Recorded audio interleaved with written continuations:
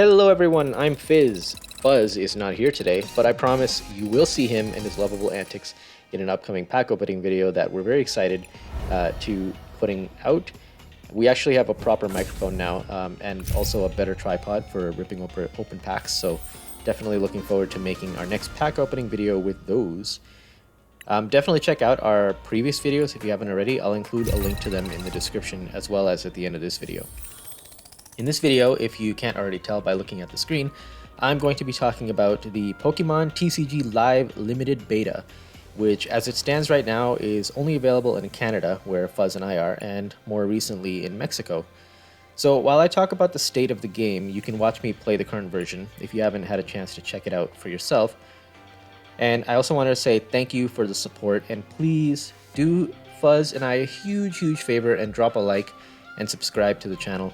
Fuzz absolutely loves likes and subscribes, and he even talks about them in his sleep. No, I'm kidding. Maybe.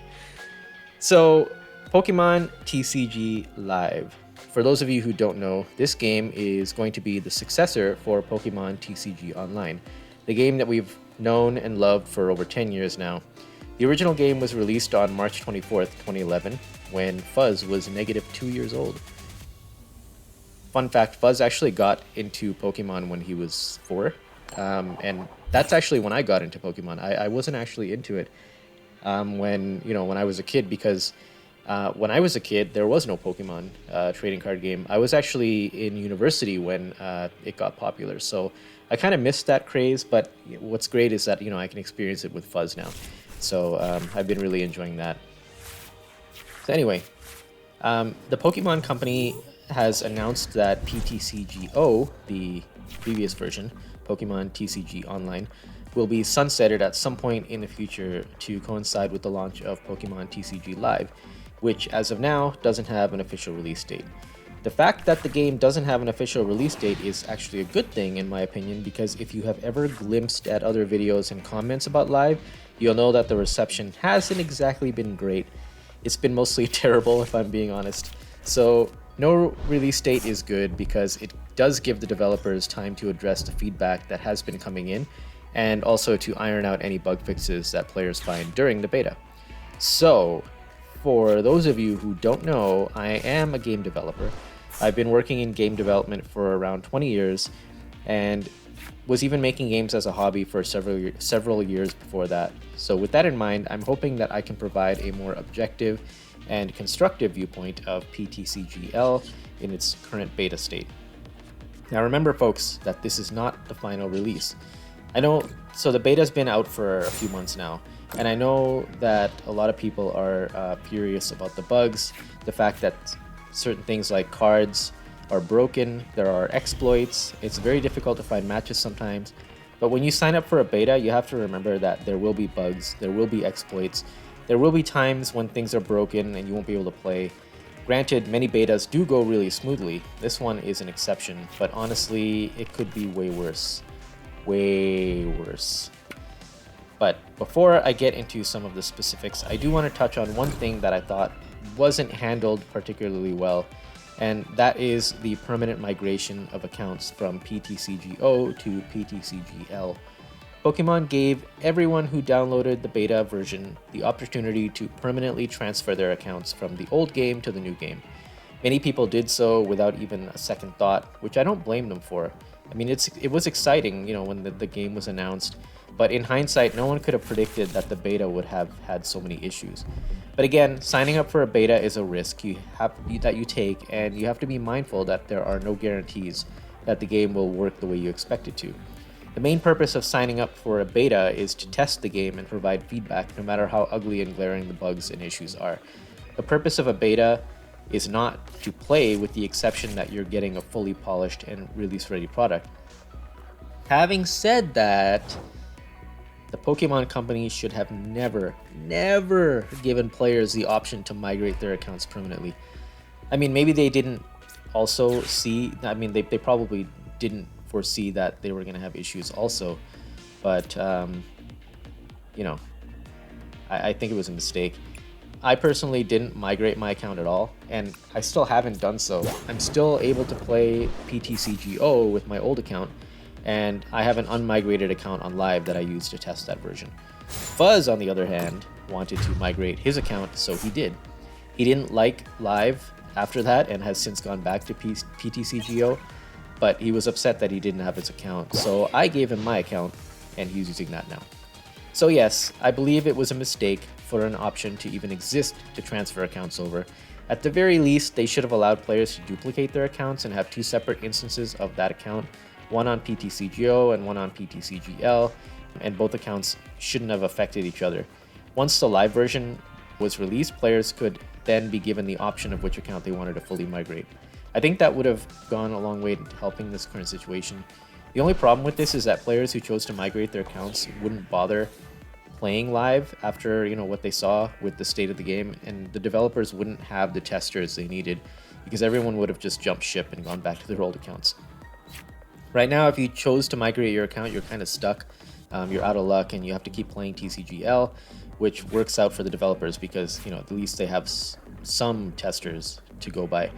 I know a lot of people have just given up, which is unfortunate to say the least. I mean, the only thing you could do is, to go back to PTCGO is to make a brand new account. And I mean, let's be honest, who wants to do that after putting years and years into their account?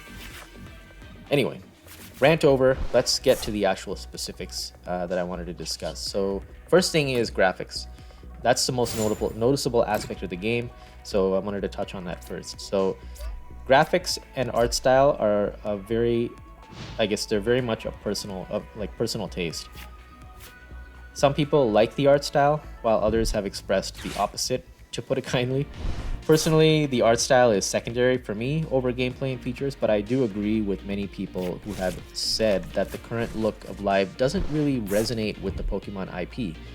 The characters, while 3D models now don't look like characters you would see from the Pokemon universe, the old characters in PTCGO were quirky, but they fit in the game and they were much closer in style to the Pokemon IP. To me though, this is a pretty minor point, and I do like what they did with the vanity items like clothing, glasses, etc. The game board itself is another gripe that a lot of people have. It just doesn't feel like a Pokemon arena or a tabletop battle. Many people have said that the game really needs to adopt a style where playmats are a thing. How cool would it be to earn playmats while you play, or get a code card for a playmat that you purchased in real life, with a box or whatever, so that you can use it in the game? I would even go a step further and allow players to customize their own playmats with stickers or their favorite Pokemon or different patterns that reflect, their favorite Pokemon types like fire, water, etc. There's so much potential here. It's scary, in a good way.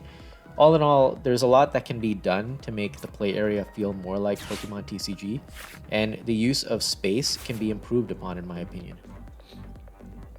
Speaking of the use of space, one of the main focuses of Pokemon TCG Live is that the game is embracing mobile devices, so players are able to play on their phones. With that in mind, the interface had to undergo a change to better suit mobile devices. One example of this are cards that are on the bench. They appear as miniature versions of a full card, which I get for mobile. However, this also shows up on desktop. I'm assuming from a developer standpoint that they are just, using the same layout for all platforms right now for convenience, and hopefully working on a dedicated layout for each platform. I personally don't see myself playing on my phone, and I prefer to play on my desktop or laptop, while Fuzz prefers to play on iPad. I could see desktop and iPad sharing the same view, while phones would have their own dedicated view. I guess we'll see, what they do with that as development continues. One other thing, that on desktop, the cards in different states have different levels of quality. Cards that are smaller or animating from one area to another are pretty low quality, and it's difficult to read them, especially given that they're constantly moving around the board. Hopefully the card quality issues are sorted out, and this is just a temporary thing with the beta itself. The last thing that I wanted to mention regarding the graphics are the visual effects. In PTCGO, when you attack with the Pokemon, you feel like you're actually attacking. Your card would physically strike the opponent's card, and you would see a visual effect like a rock falling from the sky, landing on your opponent's card and breaking into several pieces, for example. In Live, we don't have anything similar to this. The attacker doesn't make contact with the defender, and the damage just kinda happens. It's pretty underwhelming, to be honest, and I hope that they take steps to making this flow more exciting. I'm not too optimistic about major changes like this, given that this is the beta version and by definition should be a very close representation of what the final game will be. I do have some hope though, considering the fact that we don't have a release date as mentioned. Honestly, it wouldn't take too much effort to change up the attack animations from my experience, and a small change like this would go a long way. So the next major thing that I wanted to talk about is trading, or more specifically, the lack of trading.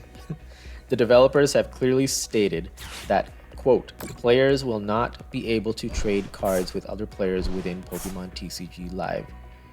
Now, there is something to be noted in the language here. It does say within Pokemon TCG Live.